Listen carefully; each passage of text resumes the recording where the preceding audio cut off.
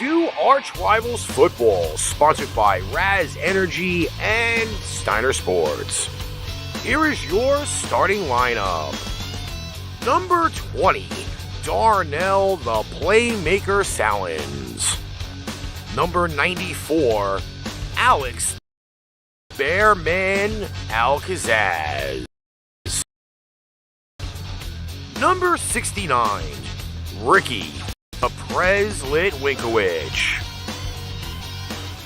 And in tribute to our fallen colleague, ArchRivals Football, Ring of Honor member, Alex Fleming.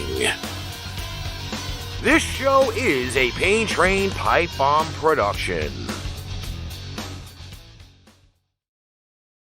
Ladies and gentlemen, how are y'all doing on this Tuesday, December 7th, 2021?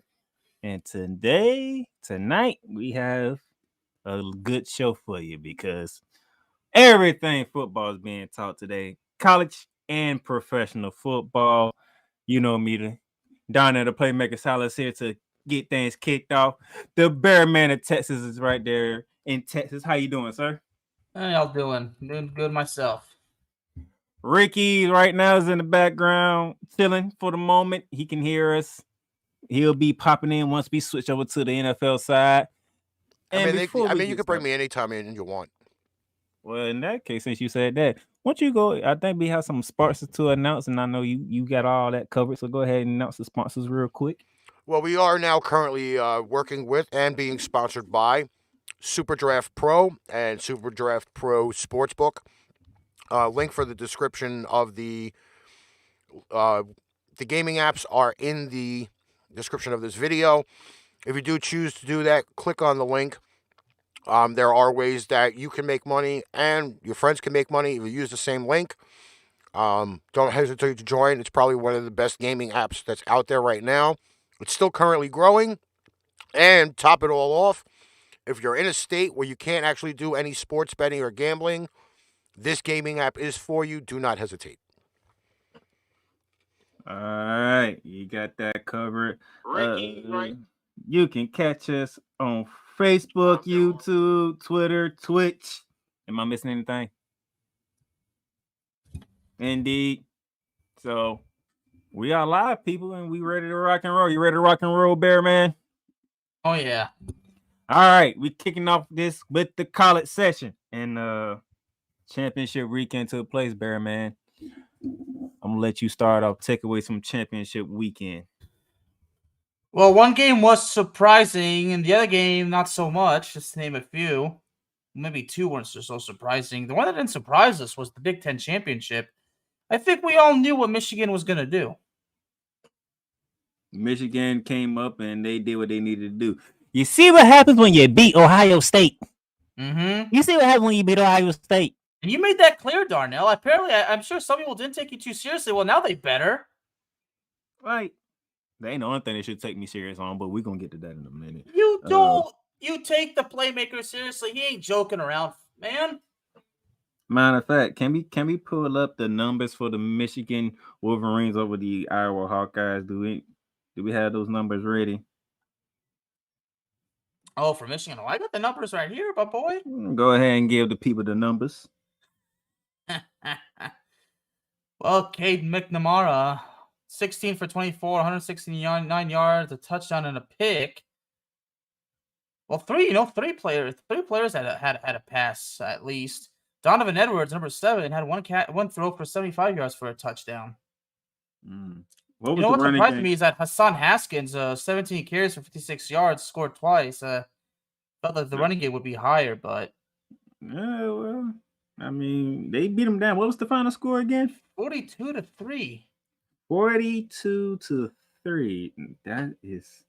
That's a beatdown in the Michigan had more turnovers than Iowa. That's the surprising part too. And Michigan had more turnovers. Wow. And Iowa had longer time of possession. And they only got by 3 minutes. They only get 3 points. Mm-hmm. You wanna know what we call that, people? Dominating. That was the Big Ten championship. So with that win by Michigan, they clinched them a spot in the college football playoffs, correct? Oh yeah. All right, so who's going to join them? Let's go to the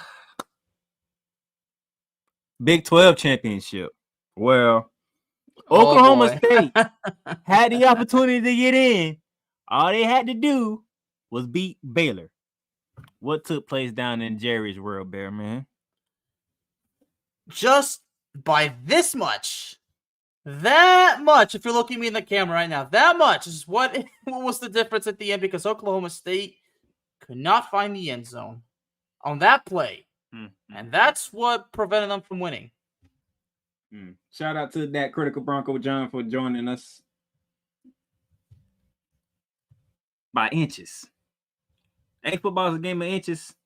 And Baylor by inches shocked Oklahoma State, who, by the way, beat Baylor in the regular season, correct? Yeah. And what did we say last week? It's hard to beat a team twice. It is. Well, you said that, and I justified it. Well, I guess say Baylor justified it. Baylor justified it. So Oklahoma State dreams are crushed by inches. That's inches. Speaking of a game that was a rematch, Pac-12. What in the blue hell happened to the Oregon Ducks? I'll tell you. I mean, may I? I mean, to put it mildly, they got their asses kicked again. That just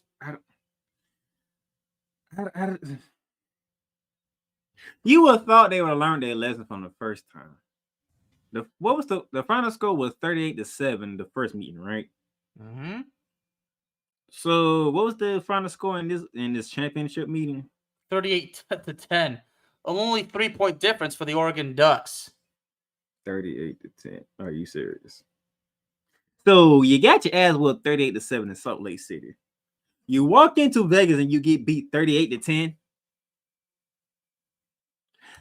If my math is correct, wouldn't that be 76-17? Combining the two scores? Yeah. You've been beaten 76-17 in these two matchups. What in the hell is going on here? Oh, and by the way, Mario Cristobal, he's leaving Oregon. He's going down to Miami.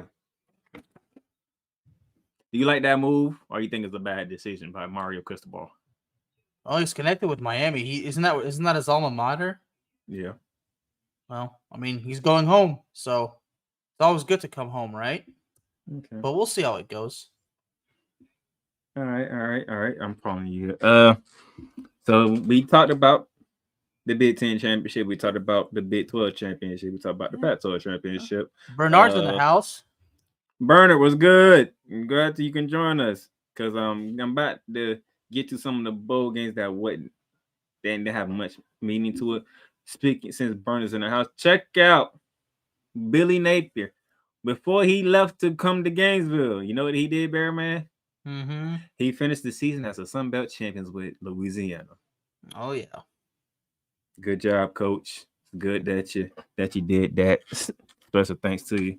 Looking forward to seeing you what you doing down in Gainesville with them Gators. Also, we're gonna shout out to the UTSA Roadrunners. Conference USA champions.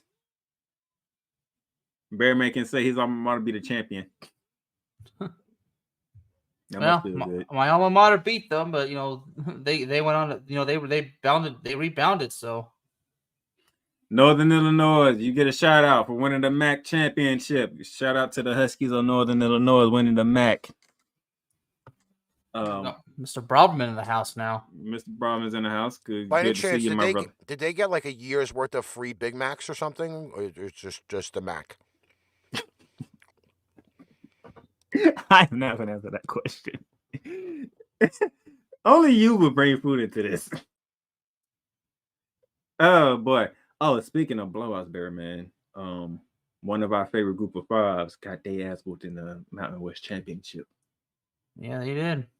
Then Utah State put it on San Diego State in San Diego State's own building.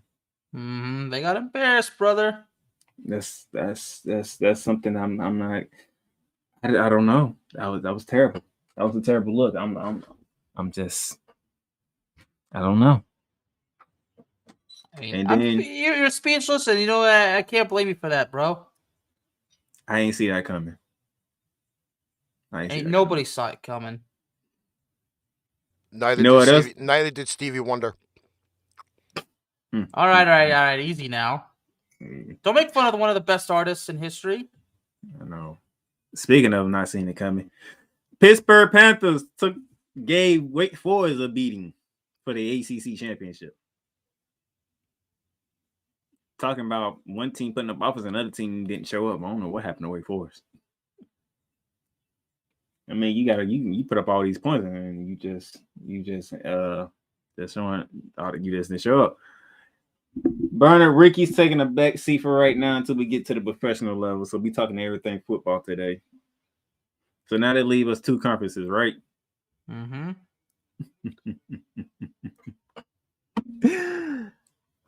What did I say after Alabama took that L to Texas A&M? Oh, they were pissed. No, what did I say on the show? What did I say about Alabama after they lost to Texas A&M? That it's pretty hard to lose twice, to beat Alabama, for Alabama to lose twice, I should say. What happened in the SEC championship game down in the ATL? Well, Georgia got their ass kicked. By who? By Alabama. They got exposed big time. And the Fighting Eagles, Georgia started off dominating, but that didn't last long.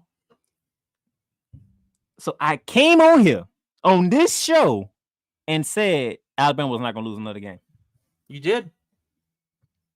I ain't going to steal your thunder, bro. Who was the SEC champions? That would be Alabama Crimson Tide. Yeah. Give me Bryce Young numbers because I wrote in my notes Bryce Young won the Heisman. And you go ahead and give him the numbers and tell them why I say Bryce Young won the Heisman in that game. Because he was 26 for 44 for 421 yards and three touchdowns. Did he turn the ball over? Nope. Not on the passing game, at least. So, now, there's some people out here who threw Aiden Richardson out there, the defensive tackle for the Michigan Wolverines, right? Okay, he has a good amount of tackles, 14 sacks. 14 sacks not an easy thing to do, you know. But do you want me to give you Bryce Young numbers? Go ahead. Bryce Young has thrown for over 4,300 yards, 43 touchdowns, only 4 interceptions.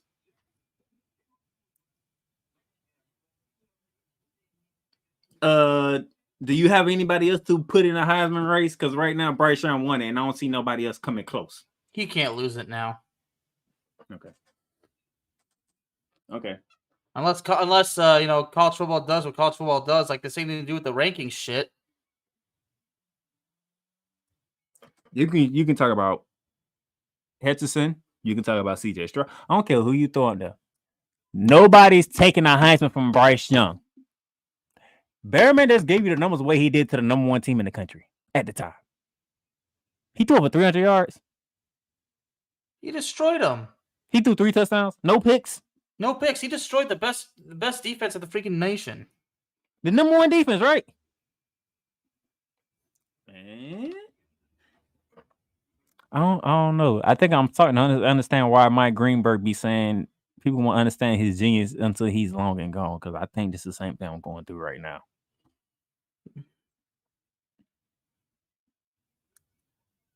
So he had a good year. 14 sacks. That's a good accomplishment. Great year. You're going to New York along with CJ Stroud, Bryce Young. But guess what? We all know we all know who won the Heisman. Yeah, we do. We all know who won the Heisman. It's not even close. It's not even close at all. You're talking about a quarterback who has thrown for over 4,000 yards, thrown for over 40 touchdowns, and doesn't have double-digit interceptions. What more do you want from a quarterback? Bryce Young has done exactly what you want from a quarterback position.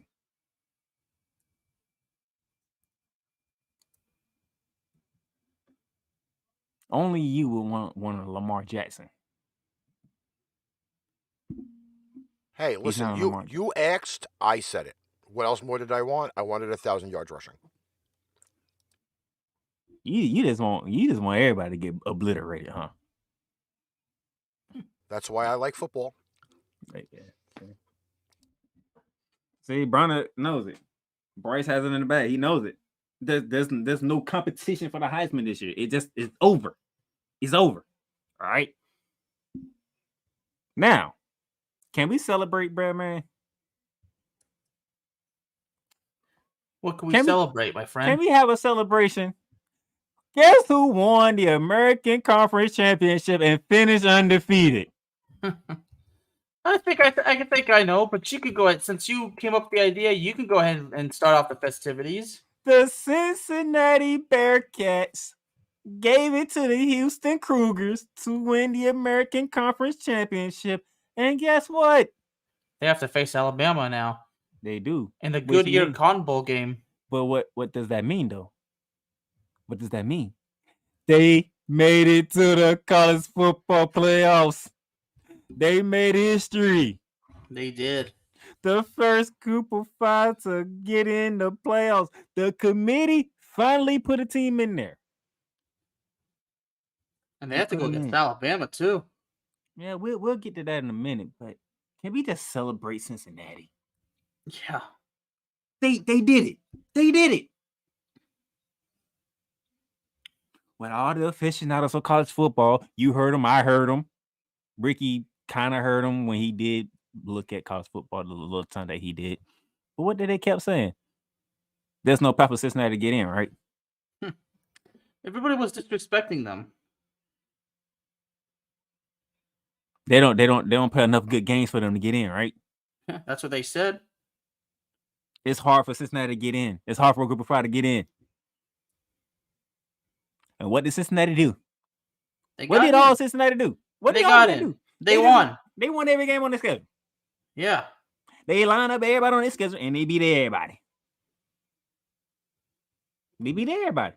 So congratulations to the Bearcats of Cincinnati. I am happy for you. You broke the barrier. You kicked down the door. Dude! Oh my God! So, as we have it here, the final, because there's no more rankings after this. This is the final ranking. No matter what happens in bowl season, Bearman, this is the rankings. Okay? This is it. Texas A&M finishes at 25. San Diego State, even though they got their ass whooped in the championship game, finishes at 24.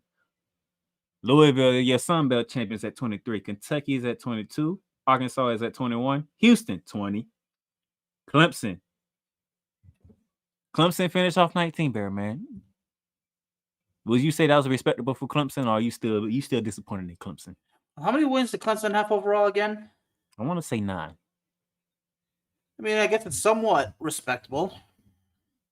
But they're out of the picture now. They're out of the top picture, so their mission is to get back to it. Okay. NC State is at 18. Wake Forest, who had a surprising year, the most surprising team of the group of the Power 5 teams, didn't show up for the ACC championship game, so they finished 17. I still give Wake Forest their flowers because we did not see Wake Forest doing the season that they had. We didn't see that coming. Nope. Oklahoma finished 16. Iowa 15. Oregon finished 14. BYU finished 13. Your ACC champions, the Pitt Panthers, at 12. Your Pac-12 champions, the Utah Utes, at 11. Michigan stays at 10. Oklahoma stays at 9. Ole Miss is at 8. Baylor, your Big 12 champions, at 7. Ohio State at 6. Notre Dame Fighting Irish at 5. Notre Dame, they just missed it, Bearman. They just missed it. They just missed it. And why did they just miss it? Because Cincinnati's at 4. Mm-hmm. Georgia's at 3. Michigan, your Big Ten champions at 2. And you know who's at number 1. Yeah, well, you know who. Alabama Crimson Tide. I mean. So, Ricky, if you don't mind putting my college football playoff picture up, sir. So you have your top 4, Bearman. We got our top 4. Any problems with how the committee ranked the top 4 teams in these matchups? Nope, because it sounds just about right. Sounds just about right. Ohio State had their chance. They didn't get it done. Notre Dame had their chances. They didn't get it done. Mark Broadman says Cincy at 4 is BS. They had an easy schedule. Well, Bearman, Broadman, let me ask you this. Who is Notre Dame's lone loss? Who was the only team to beat Notre Dame? Can you answer that for me, Mark Broadman? In the chat, please, sir. And then for anybody else who feels the same way Mark Broadman does, Bearman, how many games did Ohio State lose? 2. 2. How many games Oklahoma lost? 2. How many games did Oklahoma State lose? 2. I want to say 2. There's a lot of 2-loss teams that we just brought up, right? That was fight for the position, right? So, and yeah, Bernard's right. The Georgia Bulldogs have had a kick me sign on them for over 40 years. I know what's funny part is I originally assumed that Mr. Bernard was a Georgia fan. You see, Bernard is with me. Notre Dame's only loss was to Cincinnati, right? Yeah, Notre Dame lost to Cincinnati. I think it was 24-13. It was in Indiana too, and it was in South Bend, correct? Yeah, that's what I'm saying. Cincinnati beat Notre Dame on the road. I mean, how brutal is that? So, what did the committee say when they first came out with the playoff ranking? They said, well, y'all played Cincinnati, but Cincinnati won, so they'd be above y'all, correct? Yeah, I mean they lost to them. I mean, what's the argument? So if Cincinnati had an easy schedule, Braverman, y'all was on there, correct? Mm-hmm. So that means Notre Dame was part of that easy schedule, correct? Yeah.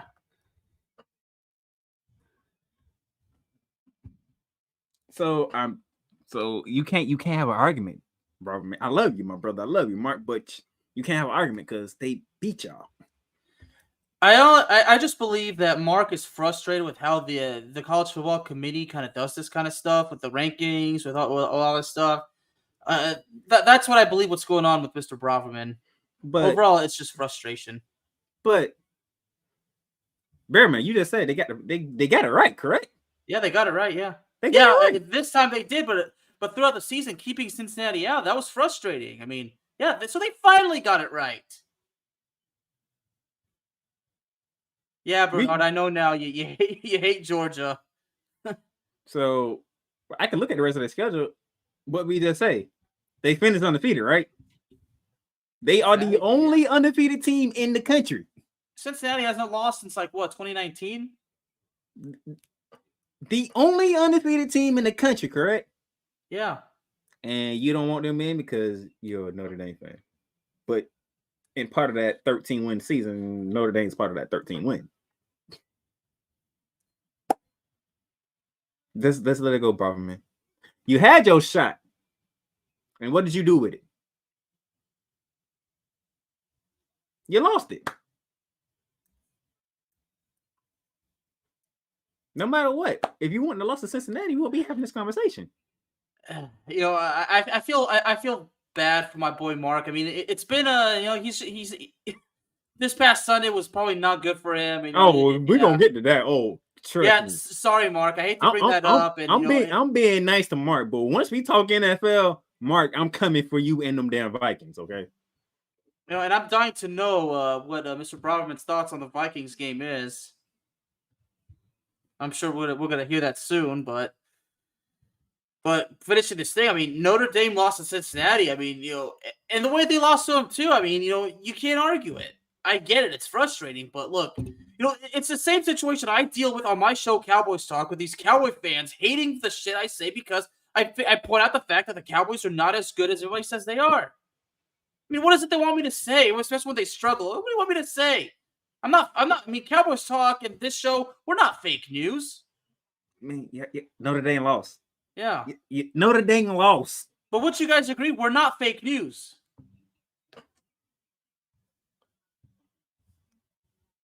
Oh no, you just wait until I get to the pro side because I'm coming for them Vikings. I'm coming for them Vikings. But let me get back to this. So New Year's Eve, Bear Man. Mark, I'm pretty sure you knew that was gonna happen. Oh, you know it's coming. New Year's Eve, we have number 1 Alabama versus number 4 Cincinnati down in Jerry World. And then we'll have number 2 Michigan versus number 3 Georgia out in South Florida. I'm actually excited about that one, Michigan and Georgia. That's the game you're looking forward to most, is the Georgia-Michigan game? Yeah, I mean, I fear the Alabama and Cincinnati game. I think we all know how that game is turning out to be. I mean, just imagine if Cincinnati, if it's all Cincinnati, just imagine that. Imagine that. That's a chapter in history that's never gonna be forgotten, my friend. Yeah. Prez, are you back? No, he's enjoying his dinner. Yeah, he's enjoying his dinner. Because I want to look at the line for these games. I don't think this will be the final line because we're talking 2 weeks in advance as of right now. Yeah, I mean, more than likely they can't. They could probably change, but as I remember, I think Bama is a double-digit favorite, and I think Georgia is a touchdown favorite, if I remember correctly. I believe that's what I saw, but because, like you mentioned, it's like it's 14 days in advance. There's probably a good chance they will change. I mean, because I think the problem is we don't know who, because we know some players, if they declare for the draft, there's a chance that they'll opt out. They'll opt out of playing, right? Yeah. So I think that's the case. So I guess when we know which starting players that declare for the draft decide not to play, I think that's going to make the final changes. So when we get all that, I think the final odds come in. Okay. I mean, that's what I believe. I could be wrong. Give me a second, I'll get it up. Mm-hmm. Not with my ever. Oh, there's Ricky. All right, let's see. You want the college odds? Yes. See, this is my specialty. This is why you have me do this shit. Of course. Of course. We love you, Ricky. You know that. All right, let me see what the Vegas people are saying here. Because it's it's not on our regular app, so you have to bear with it. No pun intended. But remember now, I gotta bear with it. Yeah, you gotta bear with it. There's no pun intended. Now remember this is December 7th. We're talking 24 days before the actual 2 games are played. So these odds will change. But Which what do they look like right now? We're looking at the college playoffs. So which one you got first? Michigan, Georgia, or Alabama, Cincinnati? Oh, let's see. Georgia, Michigan is currently at a 8-point line, 44 under over. Cincy, Alabama. Wow. Alabama, a 14-point favorite. So we have a touchdown and 2-point conversion favor of the Bulldogs and a 2-touchdown favor for the Crimson Tide.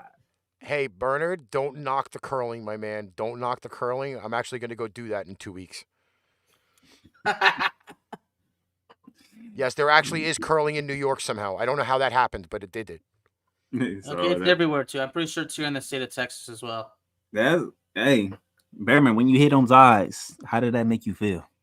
When you hit those eyes, how did that make you feel? We talking Bama, 2-touchdown favorite. Over Cincinnati. Yeah. How does that make me feel? Well, Cincinnati better have a mentality where we don't give a damn about what Bama's done for the past 15 years. We are not scared of them. And how you feel about Georgia being a touchdown and a 2-point conversion favorite over Michigan. Georgia is fortunate to still be in the top 4. Okay. And Michigan does not want to go from beating their longtime rivals Ohio State to losing in that big important game. I feel like this game is going to be extremely tight. And I wouldn't be surprised if this game took more than 4 quarters to settle. Tighter than Gotcha. a woman's crotch on wedding night? That tight? No comment. Wow. Wow. Ricky, I love you, man. I got to give it my own little spin. You know this. Well, right, you know, so Ricky, the world knows Ricky loves Ricky. Everybody laugh, right, Ricky? If I could do it, if I could make people laugh in a courtroom and a hospital, then I could do it on here. Yeah. All right. So for those of you who are watching currently right now, as you can see, I put the link. I put a link in the chat. You know what the link is? That is the Bowl Mania ESPN link. I believe you, Bernard. I believe you. I was talking with Bearman. Bearman says let's cover bowl season. So guess what? We're gonna cover bowl season. I mean, here I am talking American football. Everybody knows that soccer is my favorite sport. Of course. So click the link. Join in on Bowl Mania. Bearman and I, we're gonna see if we can get Kenny to join us. It was it. He had an idea to do it, so if we can get a hold of him, we'll get him in. But join me and Bearman. We're gonna pick every bowl game. Yeah, we know, Mr. Browerman. We know. Too. We're gonna pick every bowl game. I gotta keep remembering to put that in there. So okay, so we're done with the college. So, nope. That's just the playoff. Let's get to New Year's Six bowl games, Bearman. Okay, you cool. ready for this? Oh yeah. All right, we got the Peace Bowl down in the ATL, Bearman. December 30th, day before New Year's Eve. Michigan State Spartans, number 10 in the country, versus the ACC champions and 12th ranked Pitt Panthers. How you like this matchup? The Chick-fil-A Peach Bowl. Where's it taking place again? ATL, Atlanta, Georgia. Okay, I figured. Well, it's the Chick-fil-A Bowl, so obviously it's going to take place in Georgia. Oh, and by the way, they do not offer Chick-fil-A at the game. Don't bother looking for it. You know, all right, well, it's not like I was going to be at the game anyway, but you know what? It's a damn shame. But yeah, this game definitely something to look forward to. Oh, Pittsburgh actually finishing off the final. I think the final game was a win over Wake Forest. Yep. When University of Pittsburgh, alma mater of Larry Fitzgerald, in your case also Aaron Donald, just name a few. Of course, there's Tony Dorsett. Think of Pittsburgh, Pittsburgh Panthers. You think of Tony Dorsett. Kenny Pickett, who is rumored to be a top pick in the upcoming NFL draft. He has not declared that he's not playing, so I believe he's playing, okay? He's leading his Pitt offense against Kenneth Walker, the third in Michigan State's offense. So we have a passing team versus a running team. In this kind of game, who do you favor? You favor passing or do you favor running? Probably running, because if you can run the ball effectively, you're draining out the clock and you're wearing out a defense. And if if there's a game with two teams that rely heavily on the passing, you know that game is going to take forever. Okay. Especially if both teams are committed to the short passes. All right, cool. And then we go to New Year's, January 1st, 2022. Bearman, there's 3 games. 3 New Year's Six games. First up is the Fiesta Bowl. How you like this matchup? Number 5, Notre Dame Fire and Irish, Mr. Mark Broverman, versus number 9, Oklahoma State Cowboys. I really feel like this game really can be a fiesta. So I like how they really call these things like the PlayStation Fiesta Bowl. I mean, I don't know why, but I really like that. What I want to know is why are they combining them? Why do you have to have PlayStation and that together? I think for sponsorship reasons. I think it should be, if you're going to have a fiesta, it should be something Mexican. Something Spanish. Well, you could have a party in that, a video game party. No. You're going to have I'm pretty sure, I think I speak for Darnell. Darnell and I'm sure Mark, the same way you, we've all had video game parties and we're eating chips. We're eating tortilla chips. Yeah, but it's got to be a food. Can't it be like Chi-Chi's or like Tostitos or something like that? It's got to be something. It's a party. It was the Tostitos Festival for the longest, but I think they stopped sponsoring them and PlayStation came in. That totally blows.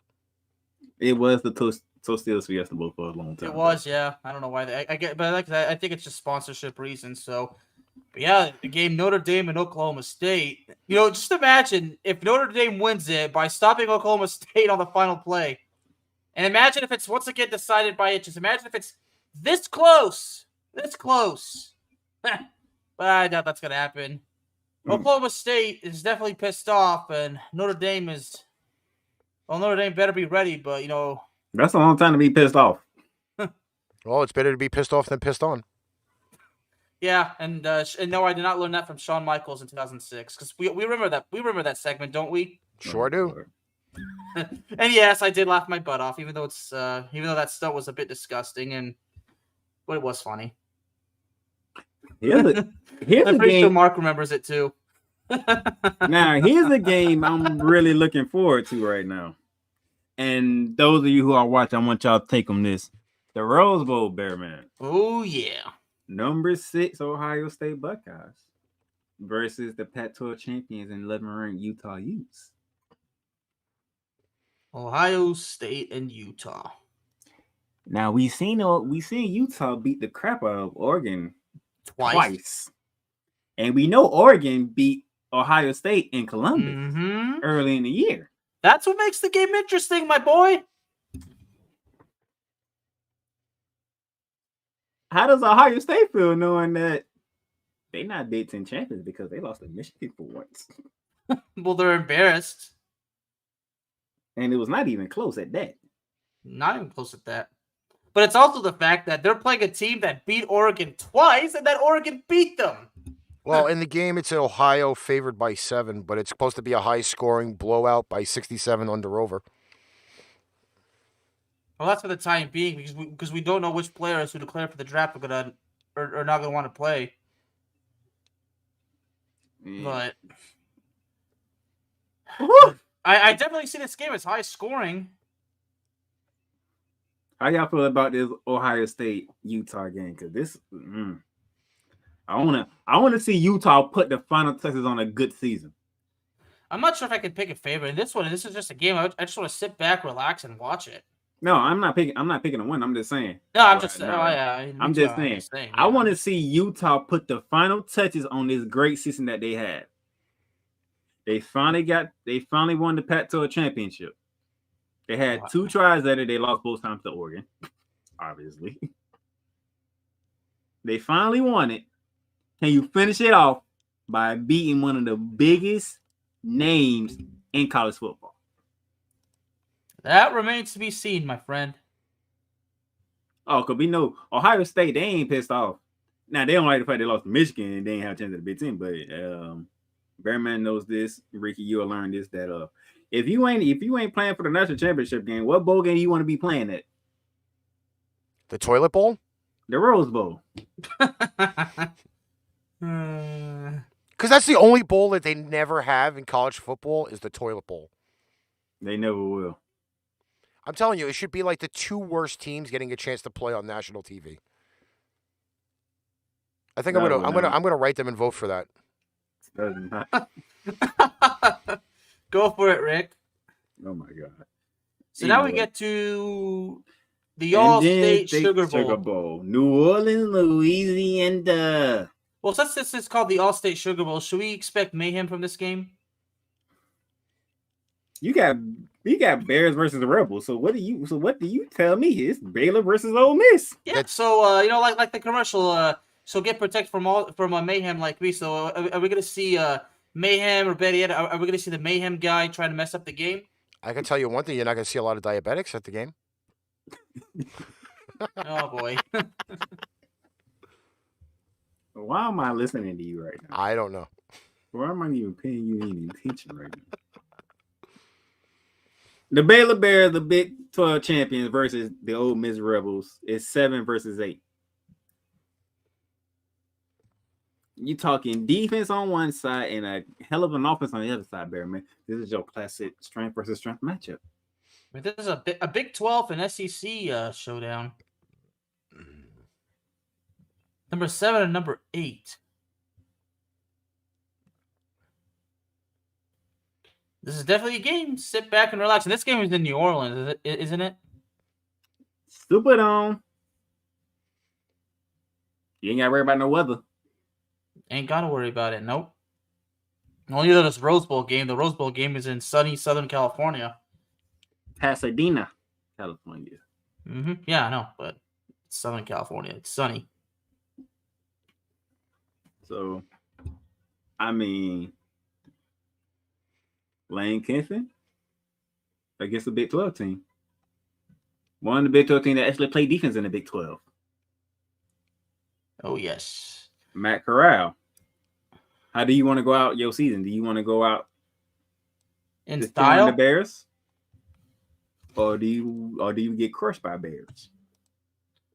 It all remains to be seen.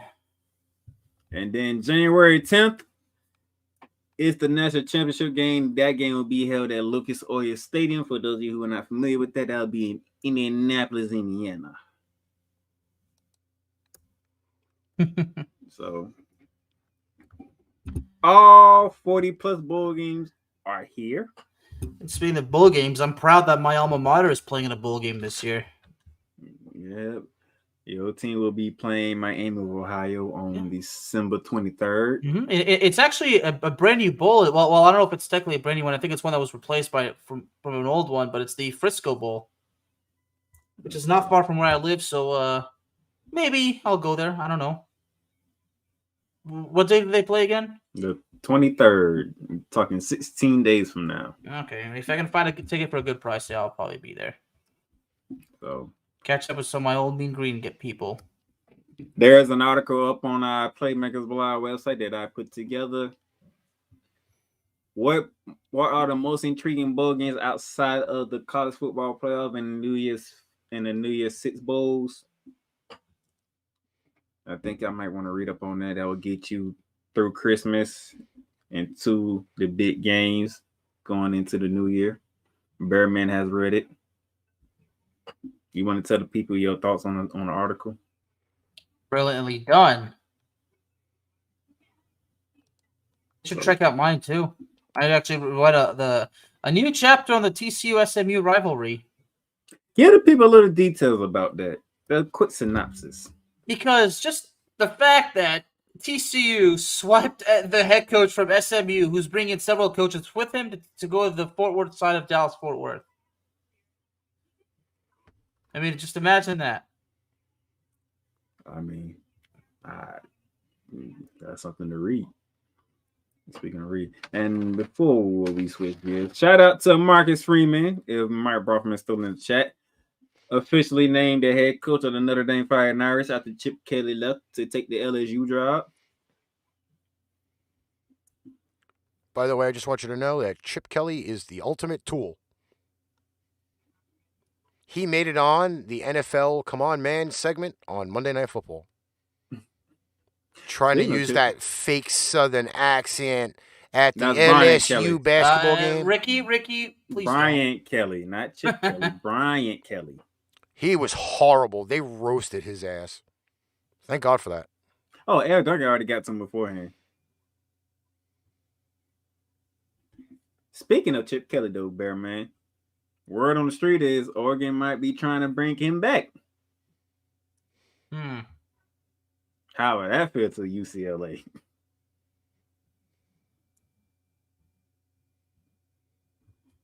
Anything could happen, right? Anything can happen. So as of right now, shout out to Brent Venerable, the defensive coordinator for Clemson, getting the head coaching job at OU. I know one thing's for sure, Bear Man. Oklahoma gonna be playing some defense. Oh yeah. Oklahoma's gonna get ready to go to the SEC. I think it was a smart move getting Brent. I want to see Brent, but he's been the coach at Clemson for the one of the longest times. I'm happy to see what he does with Oklahoma and how he's going to recruit. Oh yeah. So I'm looking forward. To that. And then let me think. Is there any other news coming? Oh yeah. Speaking of Oregon, their best player, Kayvon Thibodeau, as you was alluding to about all these days. That's the before these bowl games. He would not be playing in a bowl game for Oregon. He's going to get himself ready for the NFL draft, projected to be the number 1 overall pick in the draft. So that's something you was referring to, correct? Oh yeah. So as the days and weeks go by, you will start seeing players dropping out and not finish the season, not playing the bowl game, looking forward to the future. So, and we talked about this last time, Bear Man. I can't fault players no more because we see all these coaching changes that we don't have. Mm-hmm. So some of these games might be lopsided, like what happened to my Gators last year in the All-State Sugar Bowl, when we got destroyed by Oklahoma when 90% of my offense did not play because they wanted to focus on the draft. Mm-hmm. So these things might happen. Let's be prepared. All right. I think I'm going to flip in some NFL news while we are waiting for our guest. All right. So that's the college football session. You got to December 17th. That's the start of bowl season. But we'll be on before then to get everything ready and start talking bowl season. Let's switch over to the NFL side, shall we? This is where we have fun with the global bastard. So, it's always the global bastard with you. Well, it's kind of one of those things. We had Tommy Doyle from the Buffalo Bills activated off of the reserved global bastard list today. We also have David Njoku, tight end from the Cleveland Browns, entering the global bastard list. We also have Terrence Steele and Blake Jarwin coming off of that list, although Jarwin is still on the injured reserve with a hip. Corey Davis placed on injured reserve today, undergoing season-ending core muscle injury. Bye-bye, Corey Davis. Core muscle injury. Yep.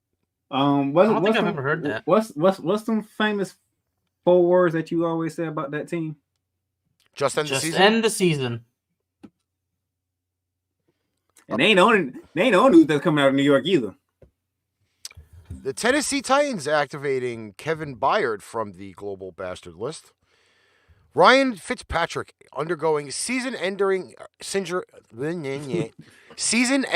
surgery on his hip. So he'll be a free agent after this year. Apparently, so he just retired. So hold on. So he retired now. No, he can't because he hasn't played for every NFL team yet. Oh Lord. Gentlemen, maybe excuse for a second. Sure. All right, be right back. Big Ben saying that his right shoulder injury has given him more trouble than the elbow injury that required surgery in 2019. It's attributed to the lingering soreness to years of wear and tear.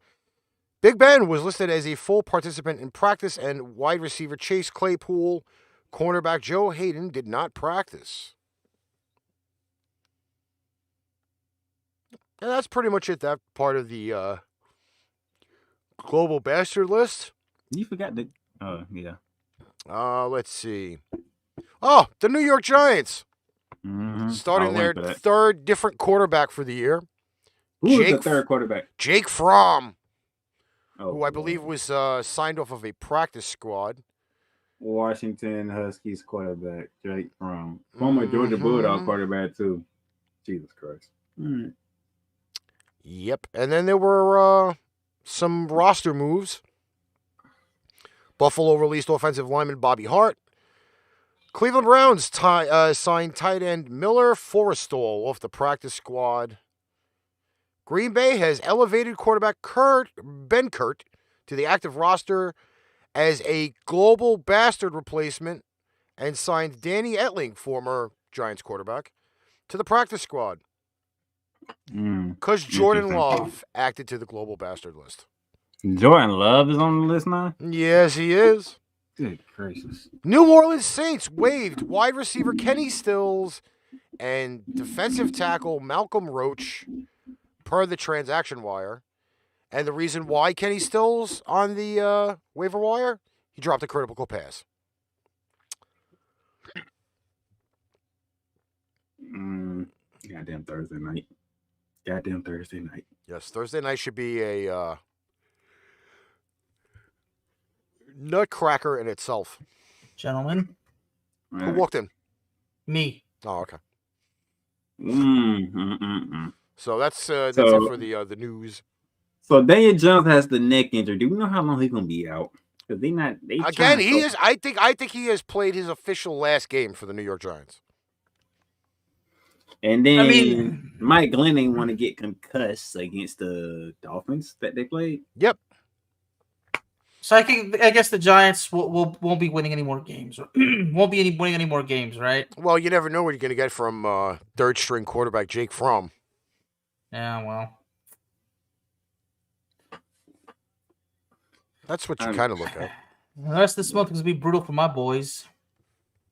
We'll get to that. We gonna get to that. I'm just And like the news is just all these news, the global bastard, and we get neck injuries. They're talking about the boys getting some reinforcements on defense, but it's not the defense I'm worried about, it's the offense. We're talking about people getting released because they can't catch passes. Is what you're paid to do. Hey, speaking of getting paid, I have a question. We hopefully have an answer. Why in the hell is Taysom Hill getting all this damn money? Right?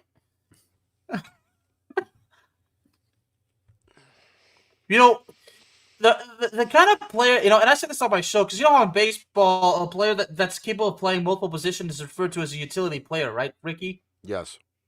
So, and I asked myself on my show, Cowboys Talk, does the same thing go for an NFL player? Is it the same term, a utility player?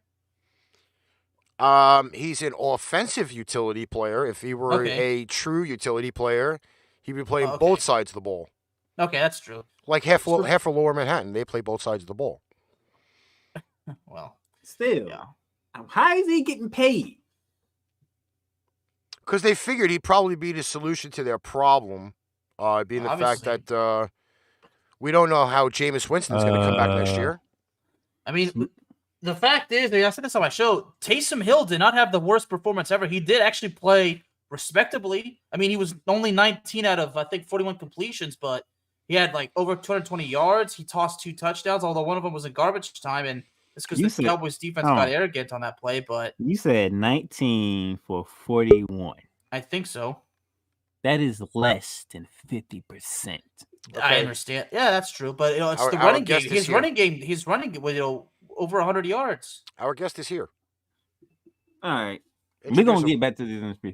We're gonna get back to this real quick. But joining us from All Sports, All Play, ASAP Network, Jonathan Mathis. What's up?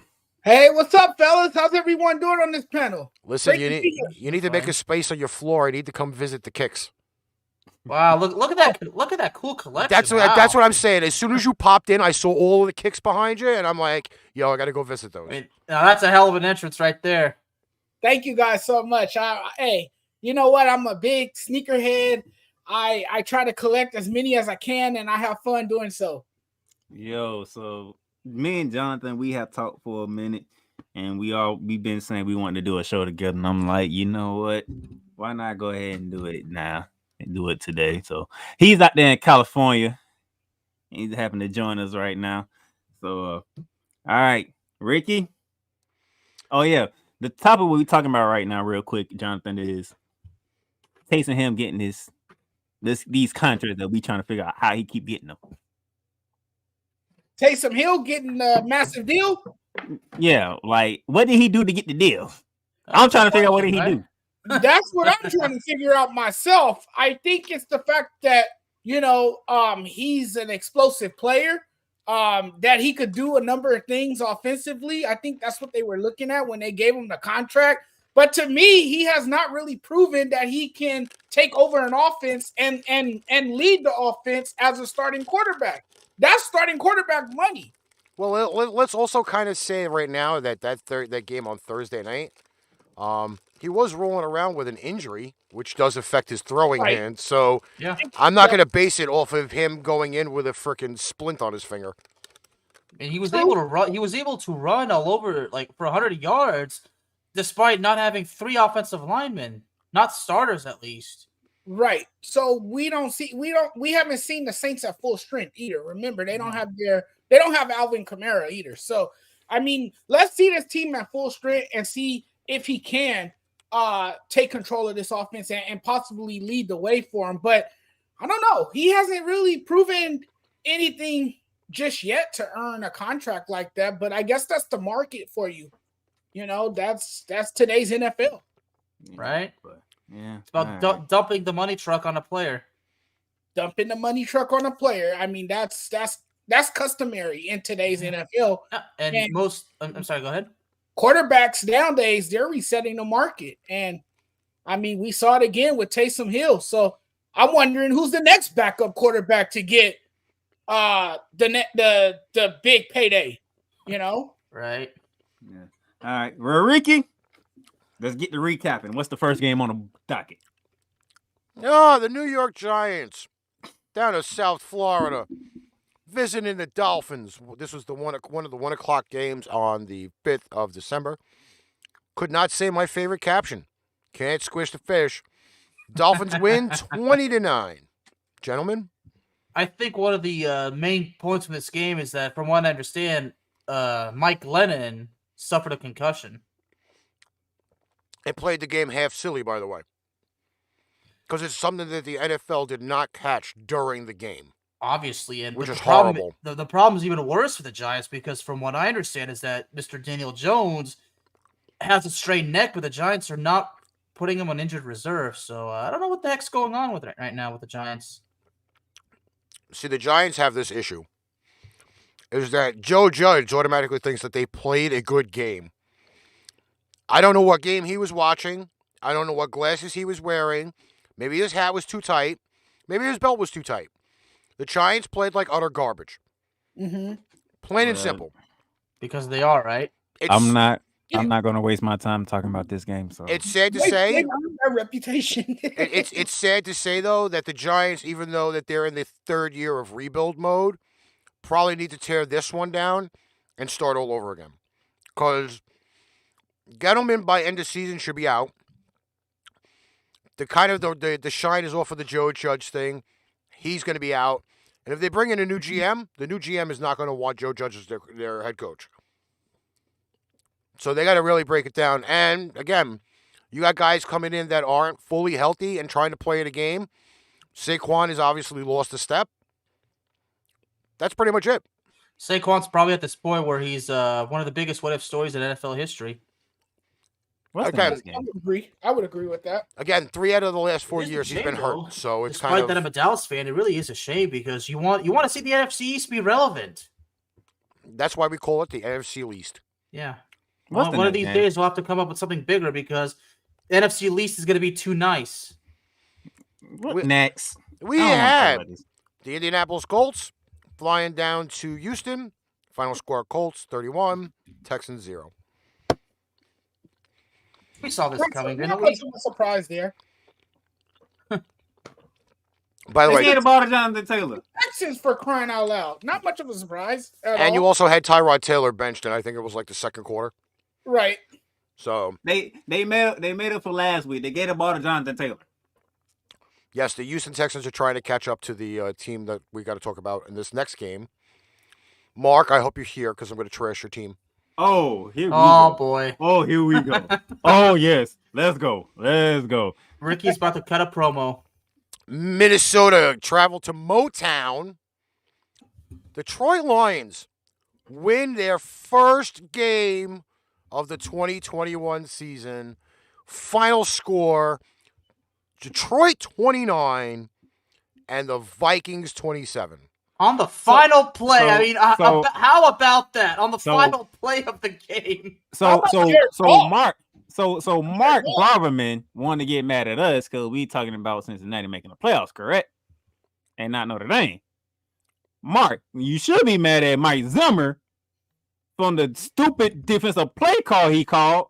Why is your secondary playing back like it's a goddamn Hail Mary? They only need about 10 damn yards to get in the end zone. Yeah. Gordon Ramsay wants to chime in on this one. What in the fuck is going on? That's exactly my thoughts. It's like, what in the hell is you doing? Can I At the end ask? of the season, Mike Zimmer's going to be told, "Get out." Yes. Mike Zimmer, he's done. He's done. He's out the door. I don't see Minnesota keeping him around as a head coach much longer. I mean, he had his opportunity to turn things around, and just when it started to look good for the Vikings, all of a sudden they, regressed back to losing. You beat Aaron Rodgers and the Packers the week before. Okay, exactly. But again, maybe they had me believe it, and I stopped. Maybe I live under a rock. Okay, what defensive coordinator is going to put in that type of a zone defense where you should be trolling like half of your defense on the goal line? If you know that's what the Detroit Lions need to win, why are you not guarding the freaking goal line? I think even a 7-year-old could figure that one out. Is it arrogance, maybe? No, but if Zimmer does, get that lovely pink card, it goes along with this sound effect. Yeah! Fire! VKM's coming in to do the heavy work for the GM. Not even joking, but this is it. I hate to say it. Yes, Detroit was due for a win at some point. Did we necessarily think the Minnesota Vikings, even though they had no Dalvin Cook, they were gonna tank this one? I mean, it's worse for Minnesota because, from what I understand, Adam Thielen suffered a high ankle sprain. It also killed any chance of Minnesota staying in the NFC playoff hunt. That's what it pretty much did. Yeah. Yeah. We go from that game to the Turnpike Trash Fire. We have the Philadelphia Eagles visiting MetLife Stadium. Final score, Philly 33, Jets 18. The Minshew Mania has started in Philly. Yes. Okay, hold on. I'm gonna be that guy. Be that guy. It was the Let's Jets. hear you. It was the Jets. It was the Jets. What do we call the Jets, Ricky? Just end the season? Oh boy. Let me know when they play a good team. They're not gonna measure Minshew Mania. It was the Jets. Well, not to mention, the Jets were winning at one point, although briefly. They 3-9. We are 13 weeks into the season. He's Darnell. Right. It was the Jets. Jonathan, in all fairness, though, Minshew's numbers actually were pretty decent. Right. I mean, he did come out after the game wearing a Tom Cruise Top Gun jacket. I think we should give him that. But I really do believe he actually did play an actual good game and manage the game at quarterback for Philly. He didn't disappoint. He displayed terrific accuracy. I mean, most of his throws were on point against a bewildered New York defense. So I thought overall he had a pretty good performance. But I'm with Playmaker here. I got to see more. It was a small sample size. I got to see what he can do against teams that have a better record, against teams that are going places. And let's see how he plays against those teams. But this is definitely a confidence booster for not only himself, but the Eagles as well. And I think the Eagles have kind of turned the corner midway late in the season and finally found an identity. Anybody else have to say anything about this game before we go to the next one? No, let's move on. Okay. We had the Arizona Cardinals go to Chicago. Cardinals 33, Bears 22. Instead of Andy Dalton being the Red Rocket, he is now the redheaded stepchild to the Arizona Cardinals. Yeah. You can say that.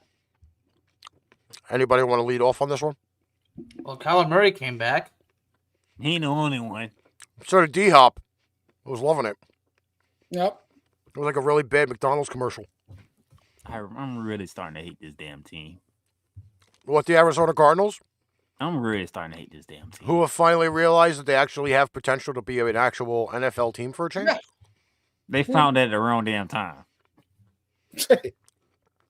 I mean, hey, they wanted to get as competitive as the Rams, and look what they did. I mean, they had a lot of upgrades, and they've done a terrific job. And Kyler Murray has, been that quarterback for the Arizona Cardinals when he first came to the league. Let's just be honest. Even Kyler, they said he was undersized. They said he couldn't play at the quarterback position. They said he wouldn't, amount to anything in the NFL. And what has he done? He just silenced all his critics, and he has led this team. And look, he has all the weapons around him. He has so much talent around him. This team actually looks like a Super Bowl team. Yeah. And they just have all the pieces to make a strong run in the playoffs. Did it even matter? Even if Kyler Murray didn't play, did it even matter? The fact Colt McCoy came in and this team still didn't miss a beat. Right. They didn't miss a beat at all. They still played well. They look like the team to beat. And I don't think the Rams are going to catch them as much as I would like for the Rams to make a run. I just don't see it happening. I think the Arizona Cardinals are too deep. I think they then, separated themselves from the rest of the crowd, and they definitely will pull away and win the division. I don't think the Cardinals are losing another game this season. Yeah. No, don't have to be sure about that. I mean, they play my team January 2nd. Let's not be too sure of that. But I doubt that my team's going to beat them. Listen, as a longtime supporter of the NFL, the not for long league, I could definitely say that with the notoriety that you have. Let's see, we're going into week 14, right? You got you got the Rams. Okay, the Lions is a definite, right? We're definitely gonna say that's a definite one. They have the Colts, they have the Cowboys, and they got the Seahawks to close. That is not the easiest schedule on the planet. If they go at least 3-2 through that stretch, that's what I should look at. What's the next game? The game that I utterly want to throw up about just so happens to be the LA Chargers visiting Cincinnati, Ohio. Oh, boy. Chargers 41, Bungles 22. Bearman, what did we say about the Chargers? Well, we certainly underestimated them. But the inconsistency. The inconsistency, then all of a sudden they look good. They're hit or miss. But the Bengals shot themselves in the foot as well. They had too many turnovers in that game. I mean, the Bengals were coming back. They, after scoring 22 unanswered points, they were driving down until Joe Burrow fumbled, and then it was returned for a touchdown. Joe Mixon. Oh, it was Joe Mixon. He banged up his finger. Once Joe Burrow banged up his finger, the momentum pointed in the favor of the Chargers, and the Chargers just had it all the way. Justin Herbert, 26 for 35, 317, 3 touchdowns and a pick. I think he's a franchise quarterback, Justin Herbert. Yes, but they also got hit now with Keenan Allen going on the global bastard list. Immediately after the game, he went on the list. So that's going to be a huge loss for them coming up. Well, they got Mike Williams, 5 catches for 110 yards.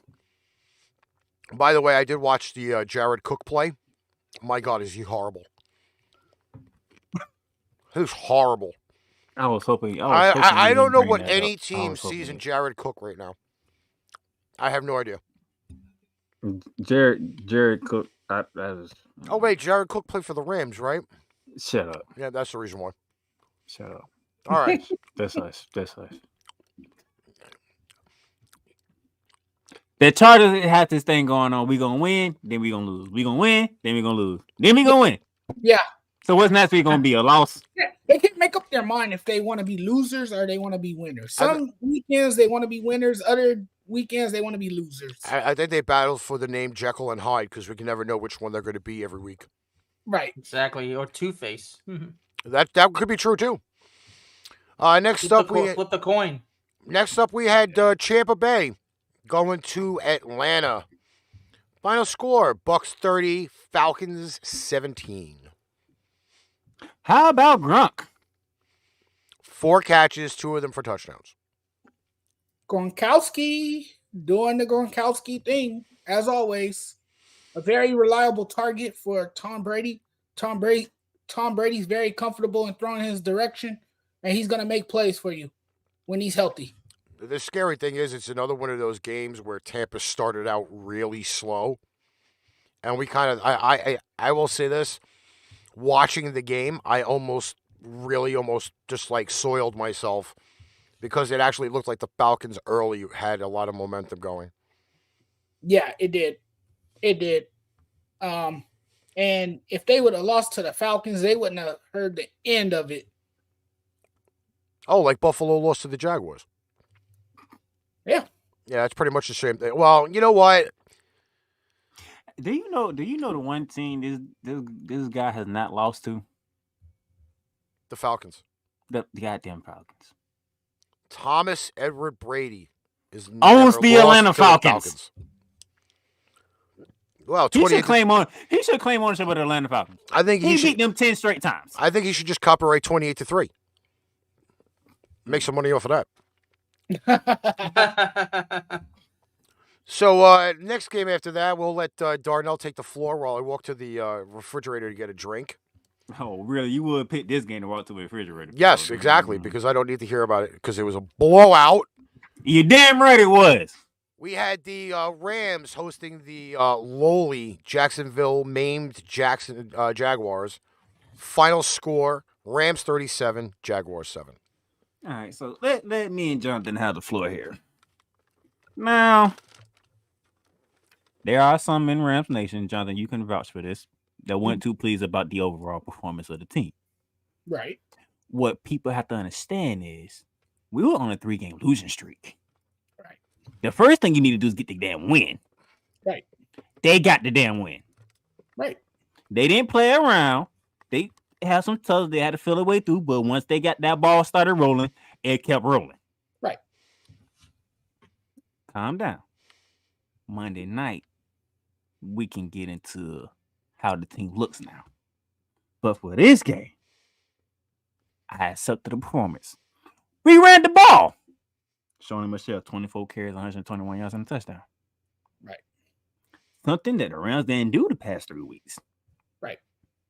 They wanted Matthew Stafford to throw the ball every goddamn well. By the way, he didn't throw a pick. Hey, that was Sean McVay.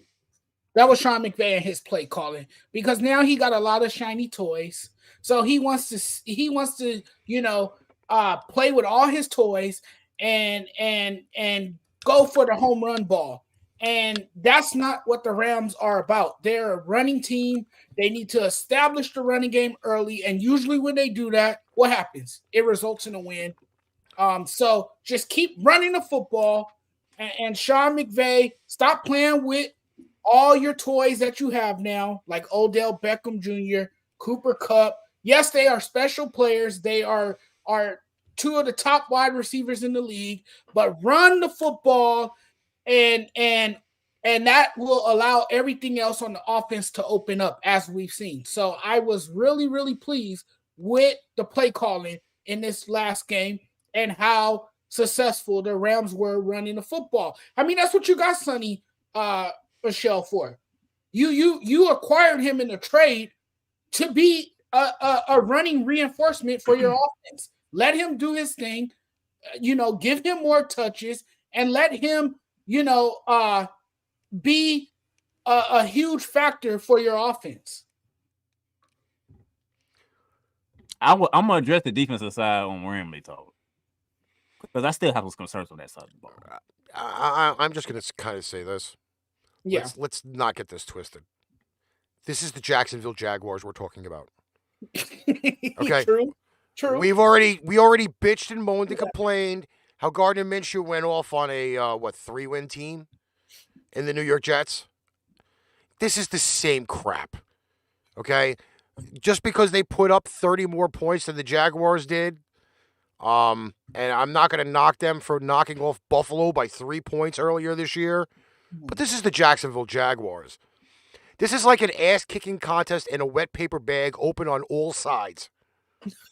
It's a get right. It is a get right game for the Rams to figure things out.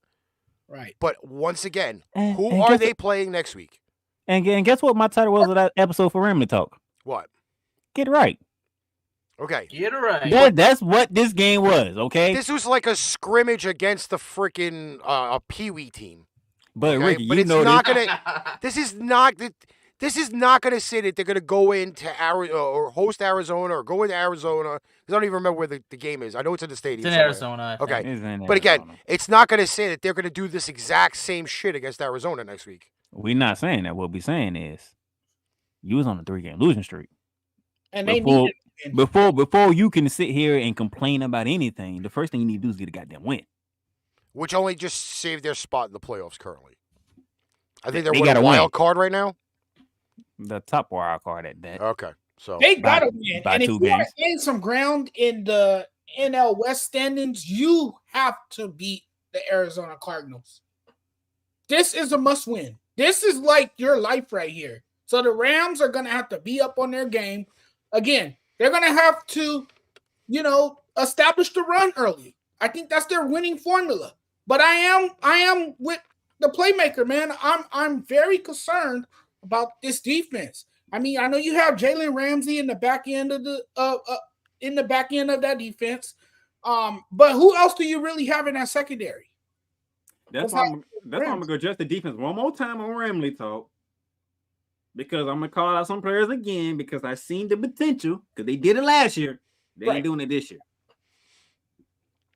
Next. Another one of the barf games for over the weekend.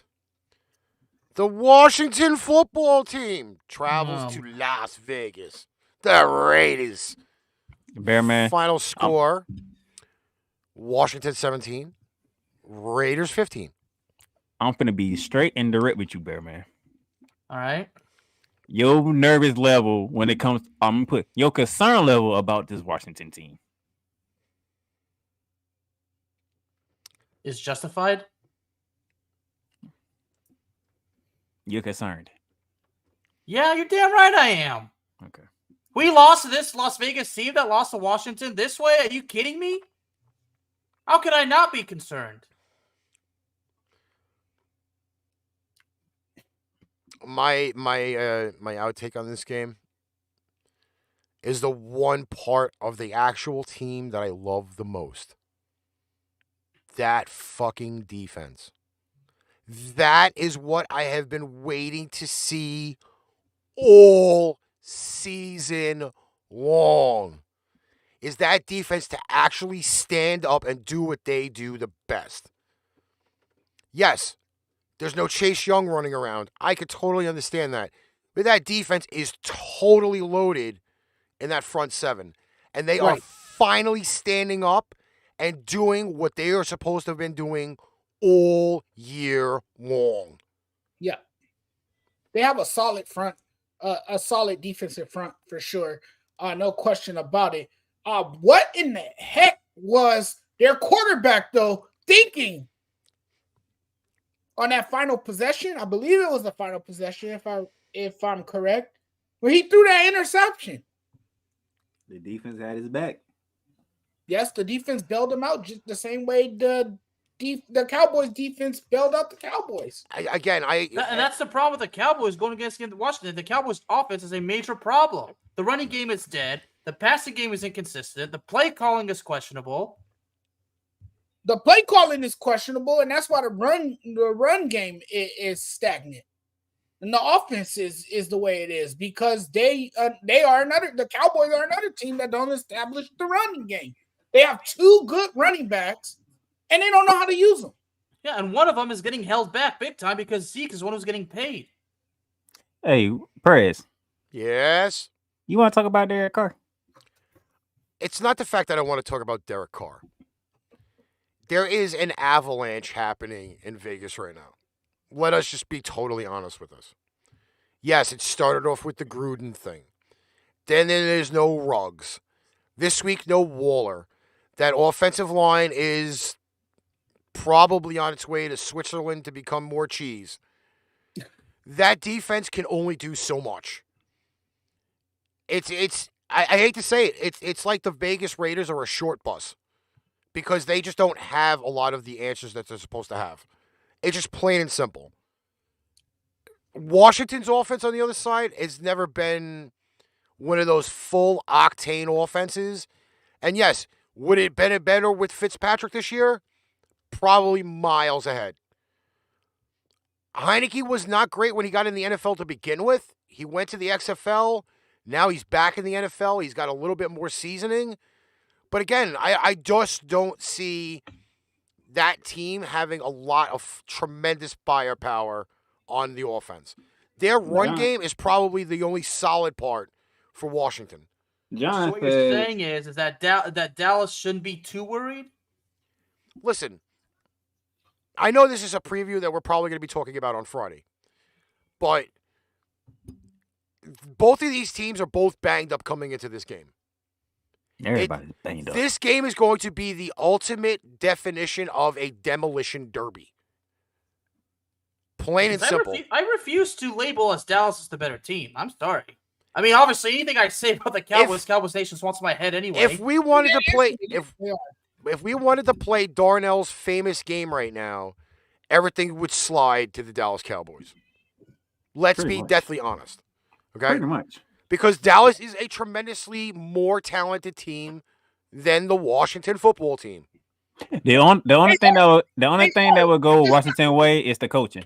Because they're not a good team. That's all. I like Ron Rivera more than Mike McCarthy. Other than that, quarterback, Dak. Running back, Zeke and Pollard. Wide receivers. Zeke has not been playing good. Zeke's still hurt. He's been hurt, but from what I understand, he's been hurt.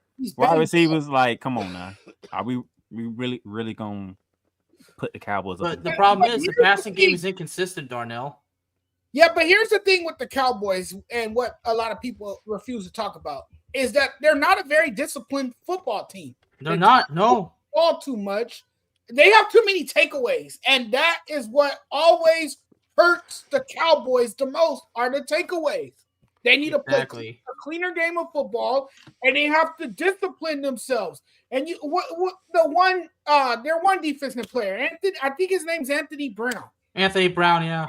That guy is so undisciplined. He's always getting penalized for something. Like, dude, come on. And if I'm the coach, I'm pulling him to the side, and we're having a conversation about that. Because a lot of those penalties are just dumb and stupid.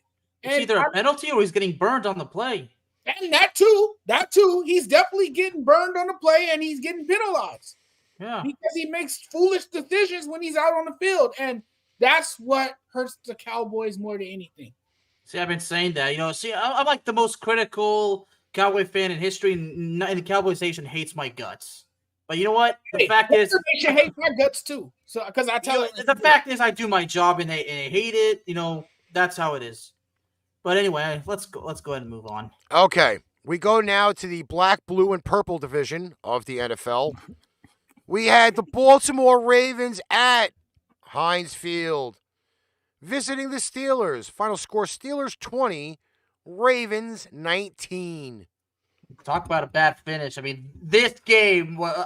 Oh my! I mean, wait! No! Hold on. Let me throw the question. Let me throw the question out here to the panel real quick. Do you like the play calling the going for two and the win? No. That's a no. Not at all. That's what I'm saying. All three says no. No way.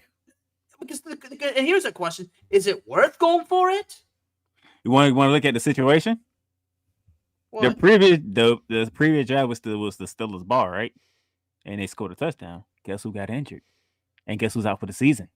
Who? Marlon Humphrey. Oh boy. Oh. That happened when Pittsburgh scored a touchdown to take the lead. Now. So did that come into play? If Jim Harbaugh saying, if I go in overtime, can my defense hold up? I lost my best corner. Yeah, they're really in trouble now. Yeah, I'm looking at it this either way, it was a risk, and either way, there probably would have been massive consequences, right?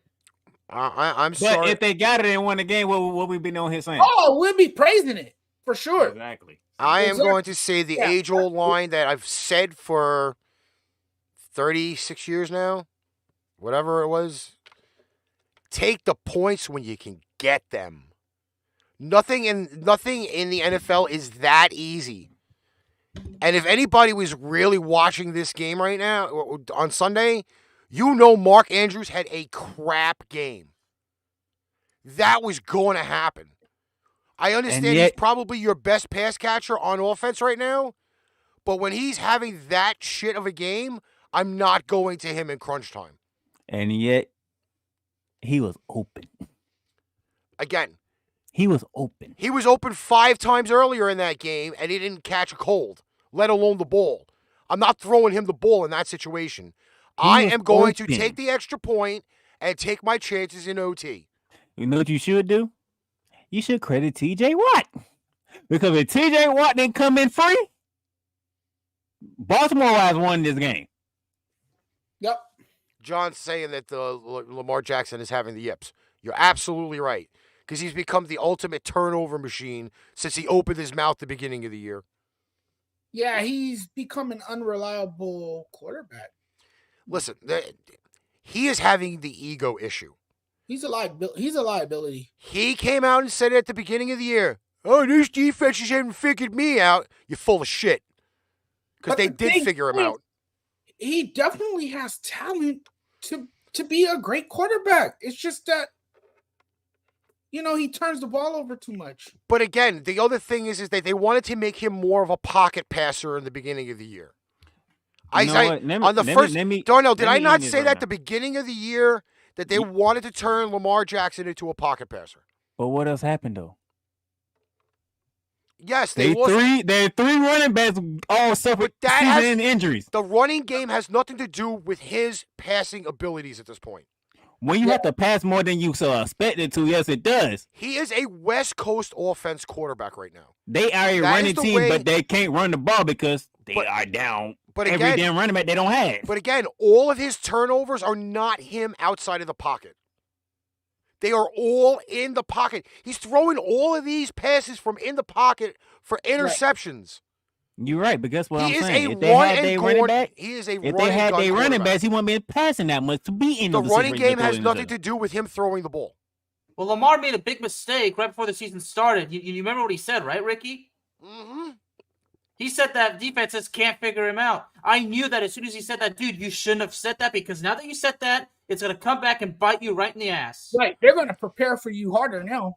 Yeah, it helps. It helps when you lose all your running backs. Yeah, they're coming for you now. They're coming. You had no choice. Everything has to go through Lamar. What you said. So now that adds fuel to the fire, and that's where he made his mistake. When everybody knows everything got to go through Lamar now, that makes it arrogance has a hefty price. I guarantee you, if he had his running backs, the Ravens won't look like this. I guarantee the Ravens won't look like this. I don't know, man. I really don't know. I mean, it's hard to tell. All three are in the best corner before the season. Okay, but you know what? If you want to use that argument about the running game, you can't do it. I'm sorry. Yes, your 3 starting running backs from the year are gone. Fine, but you brought in Latavius Murray. Okay, that's not chump change by any fucking standard whatsoever. He been hurt half the year anyway. Again, you still have him in your lineup. Who did they just recently let go? Le'Veon Bell. Thank you. That's another Pro Bowl running back. So you just replaced 3 running backs, 2 of them that weren't even in Pro Bowl consideration whatsoever, with legit Pro Bowlers, and you still can't get it done? Don't give me that running game bullshit. How long Le'Veon Bell been out of the league? That running game bullshit. How long Le'Veon Bell been out the league? How long Le'Veon Bell been out the league? He was with the freaking Kansas City Chiefs last year. How long he been out the league? He ain't want playing for the Chiefs. He barely touched the field. Okay, but he was still practicing and working with the Chiefs last year. Le'Veon Bell and he is was not with- an all-pro running back. Get that out. That was Pittsburgh. Once he left Pittsburgh, that was done. I said Pro Bowl. I didn't say All Pro. Once he left Pittsburgh, that was done. He's Again, not Le'Veon But Bell. again, in Dante Freeman is not Dante Freeman from Atlanta Falcons. okay, but again, these are Right. 3 experienced NFL running backs going against guys that don't have NFL experience, even in a pinky nail of what they got. Hold on. That's what I'm saying. Whoa. I'm gonna tell you I'm gonna tell you I know you wrong. You talking about the 3 running backs who've been in that system. Who knows the play call, who knows the signals. The reason why the Baltimore Ravens was one of the most dangerous NFL teams rushing the ball last season. I could say that they still more than viable replacements, and if you still can't run the ball with them, then that means your offensive line can't do Look shit. at the Ravens. Look at the numbers from last year and look at this year. I bet you they're not similar. And how many I sacks? guarantee you they're not similar. How many sacks did the Ravens give up last year compared to this year? I can care less about to say. You still couldn't stop the run. That's the problem. Right. But you can stop the run because they don't have their running backs. But you can't lean on again, you can't the lean on running Latavius game- Murray and Dante Freeman. You're not having Lamar do that. That's what I'm saying. Lamar's the one throwing the ball. The running backs aren't. He's the They have one no making, choice but to throw the he's ball. the one making the decisions in the pocket. The running back's not doing that for him. The running back's not walking over and holding his hand saying, Lamar, throw the ball 7 yards down the field to the defender. That's the point I'm trying to bring up. The defenses are figuring him out because if you keep him in the pocket, he is more eligible to throw picks and have turnovers than anything else on the planet. Say that for next season when they are healthy, and then say that. And if I he guarantee does- you won't be able to say that. And if he I guarantee you won't be able to say it. okay, 43. I guarantee you that. Okay, that's the number, John. Thank you very much. 43 sacks allowed this year, 32 last year. And they And still there's have still what? 5 games to go. 5 games to go. They don't have It their could, Thank full it you. could competent reach team. 50. Thank you. Somebody actually Watch realizes this. the point. Watch. Let them be healthy next season. I bet you won't have that argument. I promise you won't have that argument Again, next the season. running game Let them be healthy next season. Again, the running game has absolutely nothing to do with the No, offensive line. you gonna see. and him You throwing gonna the see a ball. healthy Ravens team next year, and I guarantee your argument will not be holding. I guarantee you that. I'm telling you right now, if he has just Oh, as boy. many interceptions this year as he does last year, then that's toilet paper that I just turn sideways and right up the balloon knot. What? It's crazy to me though, because Lamar Jackson was once hearing MVP chatter, and then over the last month or so, the past month or so, he's been struggling. They have been playing way too many close games since game 1. Yes. That's the problem. I'm not even that defense, again, is the shadiest thing since Slim Shady. And again, we want to bring up this whole running game, but if they're giving up so many sacks, then there's no protection. Yeah, Baltimore's not a shutdown team, right, Ricky? no. They were, when they were good last year until they got to the playoffs. Yeah, right. Right. That's Okay, exactly right. and they're only down under a full yard from last year and 4.6 yards per carry. Oh, I wouldn't imagine any running back that wouldn't want 4.6 yards per carry. Yeah, he's having a brutal stretch right now. I mean, coming off of a 4 interception game in week 12 against the Cleveland Browns, and then you have another tough performance against the rival team, the Pittsburgh Steelers. I mean, it's not really looking good for him. And Coach John Harbaugh talked about it. He said he looks to get his quarterback back on track. It's going to be hard though. It's going to be very hard when they don't have a steady offensive line. You know it's a tough season when you can only beat the Detroit Lions by, 3 points, and your kicker's got to win the game for you. And yet they lead in the AFC North. And you have a well-respected kicker. And I think they're, -10 in turnover ratio right now? Yeah. Okay. We don't. That's gonna get even huge because they don't got their best corner no more. And I don't see them going anywhere past the first round. So that's that. Next up, All right. San Fran at Seattle. Final score, Seahawks 30, 49ers 23. You want to bring that same energy to Jimmy G now? Not at all, because you know what? I didn't see Jimmy G relaxing anything close in that game anyway. Listen, Jimmy G. The Seahawks didn't look like this for the all season, and all of a sudden they look like this to Jimmy G. And what is Russell Wilson's career record against the 49ers? I don't kind of wanna said hear that on Saturday. I don't want to hear that. The 49ers and He's promise now this is to make a playoff run. He's career what? 17-3 against the 49ers? Oh, I kind of would have took that Seattle bet. And why is that? How many turnovers did Jimmy G have?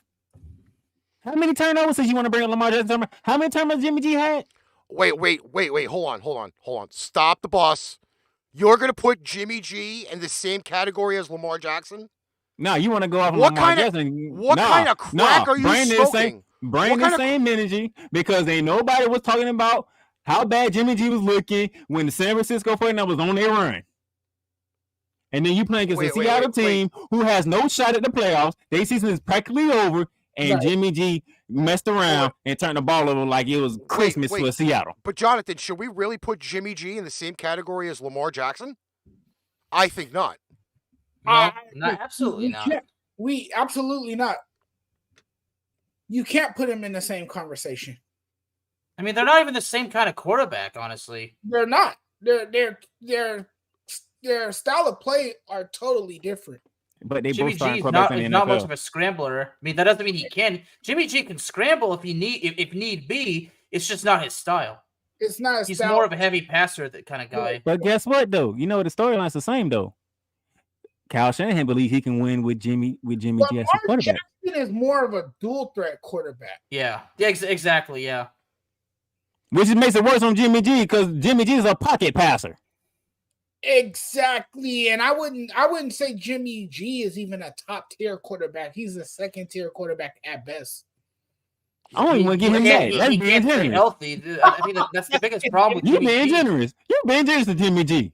I mean, at the same time, Jonathan has a point. Yeah, because the problem is in Jimmy's case is that he can't stay healthy, and there's times where he doesn't pull through in the big games. Right. But he's not the only one out there. There's lots of quarterbacks like that. But overall, I mean, come on. Jimmy G and Lamar Jackson are not even the same kind of player. No. They both starting quarterbacks, though. So they both have the same jobs. I get that, but they have the same jobs. They're not the same. Their style is completely different. So we're gonna blow up Lamar Jackson for throwing interceptions. We have a pocket passer in Jimmy G who did the same thing to the Seattle Seahawks. A divisional game at that too. Hey, I wasn't destroying nobody, bro. I was just saying. I was answering your question. What do you want me to do? Either way, I think this is one of those. I kind of said this on Saturday. It was a trap game. I wasn't too sure on this one anyway. You did say that. I will because the line for this game was like what, 2 points or something like that. There wasn't even it wasn't even anything close to being a halfway point scoring game. Right. I mean, San Francisco was making a run, and everybody was talking that they could actually somehow make it finish out the season strong, but losing to the Seahawks is really gonna kill some momentum. But the 49ers are at least... It's how they lost to the Seahawks. I mean, San Francisco, they traveled Cincinnati next, and they got Atlanta at home, and then going to Tennessee. I mean, the schedule doesn't look as bad. They finished out in Los Angeles against the Rams, but San Francisco losing that way, it's a bit of a momentum deal. Don't remind me to hit the last game of the season. All right. Sunday Night Football, in what I claimed as the snooze fest, we had the Denver Broncos going to Kansas City. No barbecue in this game. Chiefs 22, Broncos 9. Well, it's like the critical Broncos fan described them, the Denver Quickos. That's what he said on Twitter. That was such a boring game. I turned that game off. Snooze fest. So Ricky was saying to Jim Harbaugh, take the points, right? Mm-hmm. Don't that apply to the Denver Broncos too? If it's not already tattooed on some coach's ass by now that you should just take the points when they're available, then, again, maybe they should be riding on the short bus. Because I do believe they had a chance of kicking a field goal, right? I don't think making it a 1-point game. Listen, the only thing I could say about this game is this, is that through the last 5 games, the Chiefs' defense has gotten tremendously better. Melvin Ingram is a huge impact to that defense.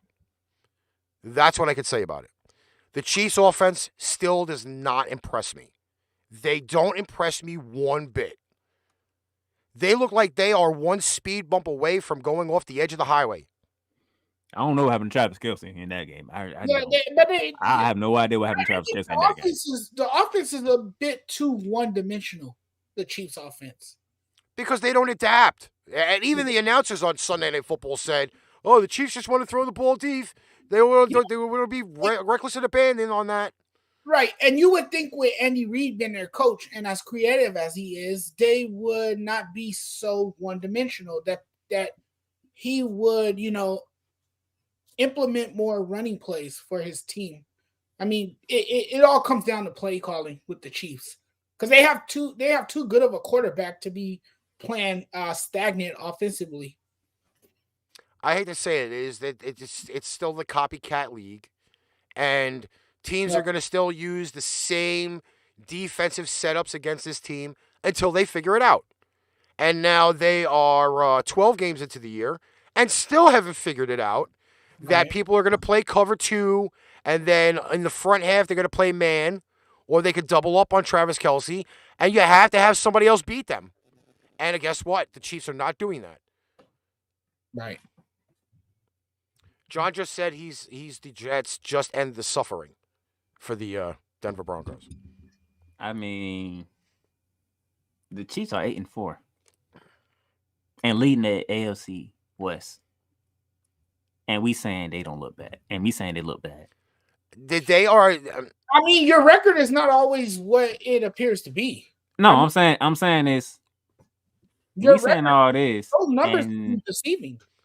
And they are in a fight for the top seed of that conference. They are, but they're going to have to play a lot better if they want to win in the playoffs. Yo, I agree with you. But don't that just says, like, if they ever turn it on, look out. Listen, you could say that for for 2 teams in this division who are both sitting there at 8-4 and look like fucking hot dumpster fires. That damn other team, I don't know what the hell they are. -8 in turnover differential, and they're 8-4. The Chiefs are not scoring the amount of points that they're used to doing. They're 8-4. Again, the records are very deceiving. When Justin Herbert and the damn Chargers decided that they just gonna win games, then we can have that conversation when it comes to the Chiefs. Until then, damn it, they didn't take advantage of a bad Chiefs team, and now the Kansas City Chiefs is sitting on top of their damn division with a chance to get the number 1 seed. I have a lot to say about that one. But the last game of the week. Jesus Christ. Jesus Christ. Stop me if you've heard this one before. Look here. Jonathan, Michael Irvin called this team Michael Myers. I agree with him because the NFL world, be afraid, be very afraid, because this damn team, what they did on Monday Night Football was just mean. It was bullying the other team. Yeah. It was just wrong. And you know what? I fought the damn Buffalo Bills for all this. Did you wait? Who did you pick on Saturday there, Darnell? I picked the Patriots. I picked the You know that I did, Ricky. I picked the Patriots. I know you did. He know all of us picked the Patriots. Because let me remind everybody, and Ricky, you can definitely back me up on this, because everybody was all over Buffalo. I said Buffalo might be the favorite, but you should never count out the Patriots. Never. Dude, look. I mean, look, the Patriots, I think they've surprised a lot of people. The Patriots remain in first place in the AFC. Hold on. Jonathan, let me correct you real quick. They ain't surprised a lot of people. They are scary people now. Yeah, now they are, but I think they were a surprise, and now they control their own fate, which is hard to believe for a lot of people, because a lot of people coming into the season, they have the Buffalo Bills winning the division, and now you see a Patriots team in extreme cold and windy conditions in Buffalo on Monday night, and they pull out a 14-10 victory over the Bills. Well, I mean, Patriots know how to play in that weather. They do that in Boston. Right. And you know what? Foxborough, the defense was able to force incompletions from Josh Allen and the turnover on downs. And I mean, this was a gusty win on the road for Bill Belichick's Patriots, and they just look good. They look really, really good. Before I let Ricky gloat about his Patriots, Ricky, you gotta have a conversation because your tight end for Buffalo, I don't know what the hell happened to Dawson Knox. I will say this: the weather had a huge effect on that game last night. A huge effect on the game last night. Yes, but Dawson Knox was dropping catchable balls. I was watching the pregame last night. I never, ever watched the pregame on Monday Night Football. Never. And I watched them throwing the ball to Randy Moss on the field during warm-ups. And passes that normally would go straight as an arrow were making left and right turns at Albuquerque like no tomorrow. I'm not even joking when I say when they threw the ball into the wind, that ball was like, I ain't going there. Screw that. And started to come back in the opposite direction. There are videos of the place kickers trying to kick extra points. And all the ball did was make U-turns. They didn't go right. They didn't go left. They were going backwards. When you have 35-mile-an-hour plus winds pushing the ball all over the place, your passing game, A, definitely gets affected. B, the kicking game, nobody even wants to kick that ball. There was a 15-yard punt in that game last night. A 15-yard punt. The second shortest punt in NFL history. The wind was ridiculous. Belichick and all the guys over on that Patriots sideline put in the perfect game plan. When you have those guys, you got Damian Harris, okay? You got Stevenson. You got Brandon Bolden. Your three best running backs toting the ball 46 times. Oh, Mac Jones toted it a few times as well. That is going to be the ultimate game plan. They have been ultimately monsters the entire year so far in that backfield. They ran 49 plays. You know how many passing plays that was? That would be 66% completion percentage. Something that hasn't been done since 1974. 47. 74. Dude, Mike Jones only threw the ball 3 damn times. He didn't have to. He did not have to. They had Josh Allen throw the ball 30 times. But here's the difference. Okay? I know what you're going, but Ricky, you heard me say this. Bearman, you heard me say this. My problem with the damn Buffalo Bills. Mm-hmm. Where the hell's the running game? It was there. They just couldn't do anything. They couldn't do anything. They did jack shit last night. Isn't That it offensive line could not hold water, let alone the front four for the Patriots last night. Isn't it interesting that Buffalo seemed more affected by the weather than New England, yet both teams would expect to play in that kind of weather at this time of the year? I mean, Ricky, correct me if I'm wrong, but it's probably worse up in Foxborough than it is in Buffalo, right? I've actually kind of seen it worse in Buffalo more than New England, only for the fact being is Buffalo is only miles away from the falls, from Niagara, and that weather up there is ridiculous. Yeah, I mean, imagine seeing Niagara Falls completely frozen. So, again, I plan to see that I in have my no idea life. what he's even showing me. Oh, it's the game Do stats you see the Russian? Do you see the Russian? Mm-hmm. That says 222 yards for the Patriots and 99 for Buffalo. Oh, and what was the heavy factor of the weather? Was it the wind, Ricky? The wind was in 40 miles per hour winds. Right. And that was pushing the ball all over the place. So it did have a factor. The weather definitely had a factor in that game. Why is Josh Allen throwing the ball 30 times? Because at that point, the running game was not viable enough for him to sustain any offense. And why is the running game not viable enough? Because the running game has never been viable enough this whole season for Buffalo. It's not viable enough. But here's the thing, guys. What people tend to forget is that now the NFL, in this day and age, it's a pass-driven league. Everyone wants to heave up a pass and throw to the end zone. That's what you see in football today. It's like in baseball. Everyone wants to swing for the fences. Well, that's the same thing in football now. Everyone wants to make that deep pass down the field to the end zone for a touchdown. By the way, I also will say this, and this is the eye-opening stat for the night. 63% of that Patriots defense that was on the field last night did not play last year. They either opted out or they were draft picks from the 2021 draft. And that's why the New England Patriots were one of those teams that everybody said, oh, they're finishing third in their division. Bullshit. The Boogeymen are back. It is Boogeyman 2.0.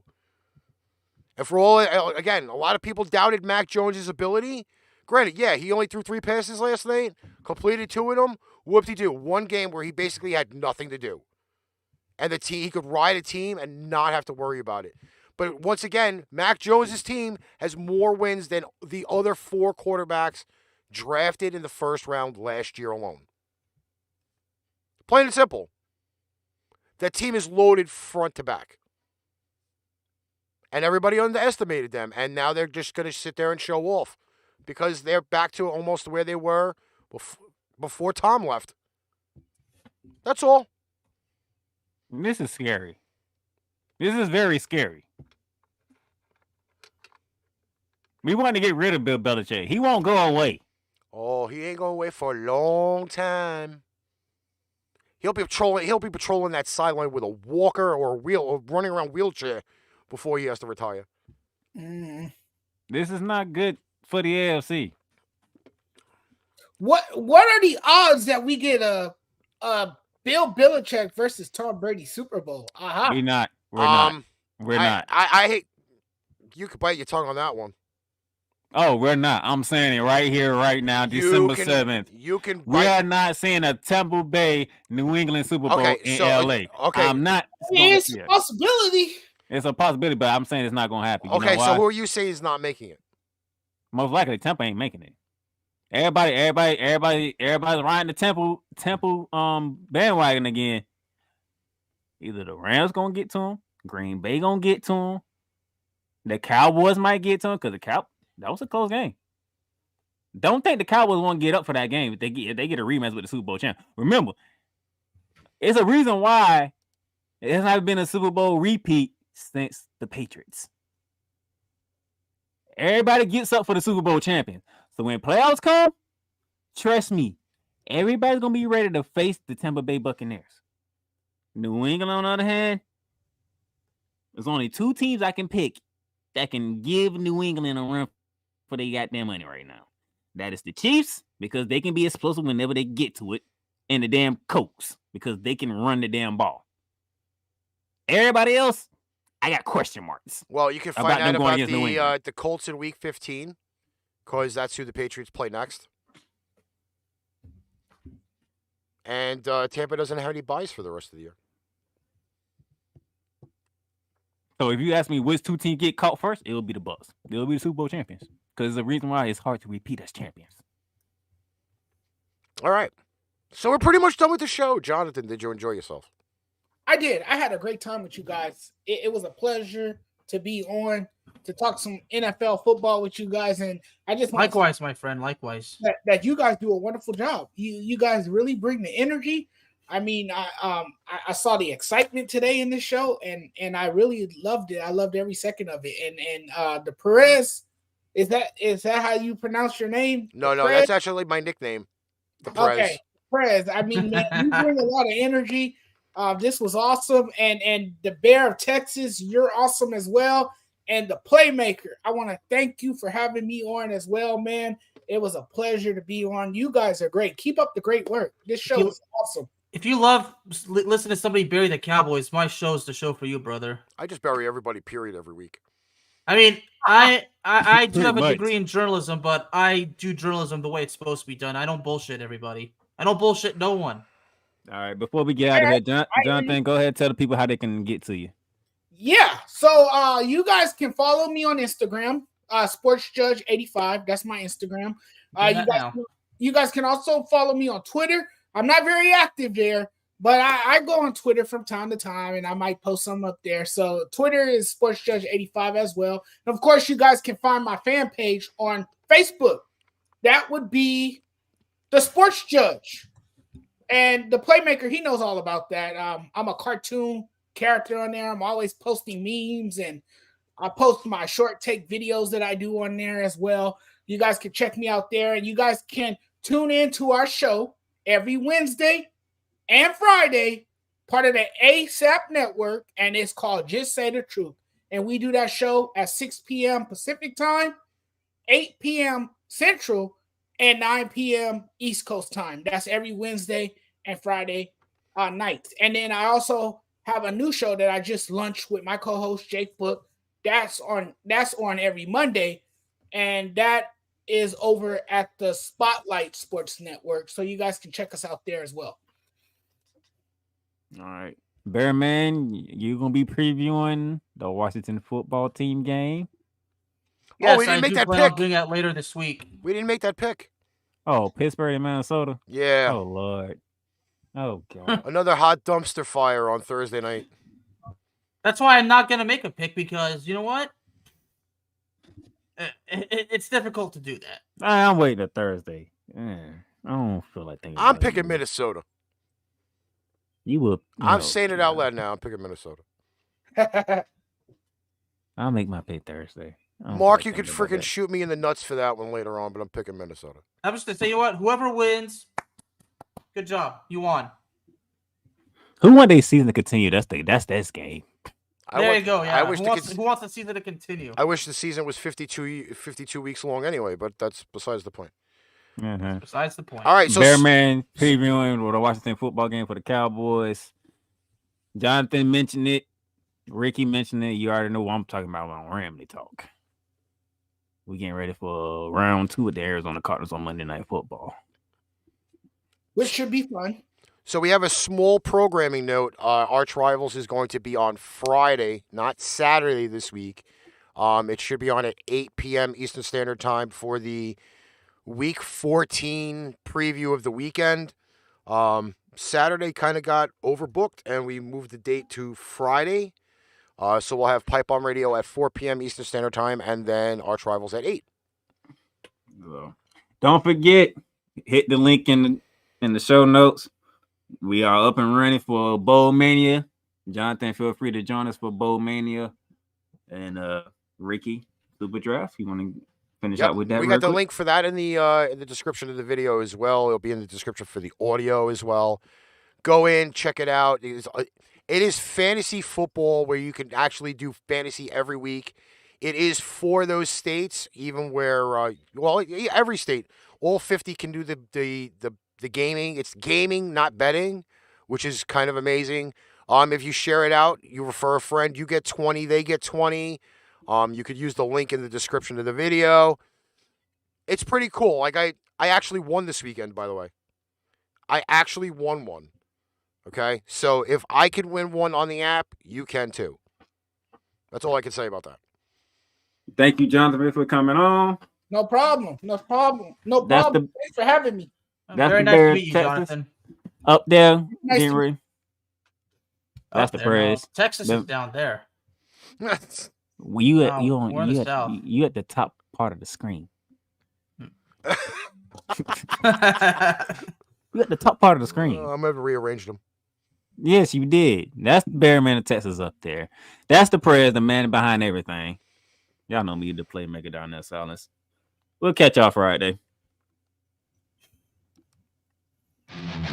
Hey, did you like that show? Like, share, follow, subscribe. Share out our shows to all of your social media. Need merchandise? Check out paintrainpipebomb.threadless.com for quality merchandise at great prices. Tune in next time for another edition of ArchRivals Football, and we'll catch you on the flip side.